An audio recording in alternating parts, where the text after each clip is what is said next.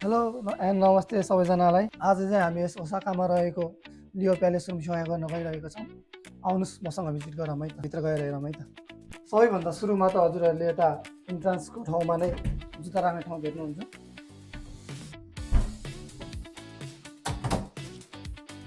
र यसपछि यता टोयलेट रहेको छ, अटोमेटिक टोयलेट। र यता आउनुहोस्, यस लियो प्यालेसको रुममा चाहिँ टोयलेट बाथरुम छुट्टै छुट्टै हुने भएकोले त्यता टोयलेट रह्यो र अब यता चाहिँ बाथरुम हेरौँ हामी। बाथरुम पनि यति ठुलो छ, एकदमै अब आफू कामबाट थकित भएर आउने बेलामा। र आउनुहोस्, अब चाहिँ म हजुरहरूलाई मेन रुम भिजिट गराउँछु। यहाँ चाहिँ तपाईँहरू आफ्नो डाइनिङ किचन हल पनि बनाउन सक्नुभयो र अब अलिक चाहनुहुन्छ भने बेड पनि राखेर मजाले बेडरुम पनि बनाउन सक्नुहुन्छ। र अब यता आउनुहोस्, यता चाहिँ रहेको छ हजुरहरूको किचन, इलेक्ट्रिक किचन विथ दुईवटा अब पकाउने भाँडा राख्ने ठाउँ। र यता चाहिँ तपाईँले अब आफ्नो किचनको सामानहरू पनि राख्न सक्नुहुन्छ, यति ठुलो स्पेस रहेको छ।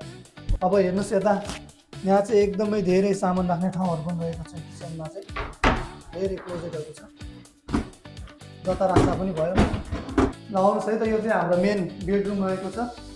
यस बेडरुममा चाहिँ हाम्रो क्लोजेट नै क्लोजेट रहेको छ। हेर्नुहोस् है त, हाम्रो दाइ पनि मजाले ओढाउनु भएको छ। म त झन् मजाले ओढाउनु नै भइहालेँ। यता मात्र नभएर यता पनि रहेको छ यो हाम्रो क्लोजेटहरू चाहिँ, दुईवटा क्लोजेट। तपाईँहरू चाहिँ अब बोयफ्रेन्ड गर्लफ्रेन्ड अथवा बुढाबुढी हुनुहुन्छ भने पनि बुढाको कपडा यता, बुढीको कपडा यता, अथवा बुढीको चाहिँ अलिक सामान धेरै हुँदा यस्तै। ल अब आउनुहोस्, फाइनल्ली हाम्रो बाल्कनी हेरौँ।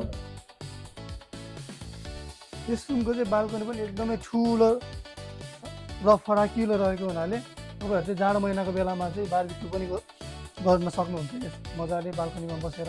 र गरी महिनाको बेलामा चाहिँ यसरी नै। र अब यस्तै रुम चाहनुहुन्छ भने तपाईँहरू चाहिँ हाम्रो हाउस की गाई चाहिँ एना अथवा एना होम्स नेपाललाई सम्पर्क गर्न सक्नुहुन्छ। धन्यवाद।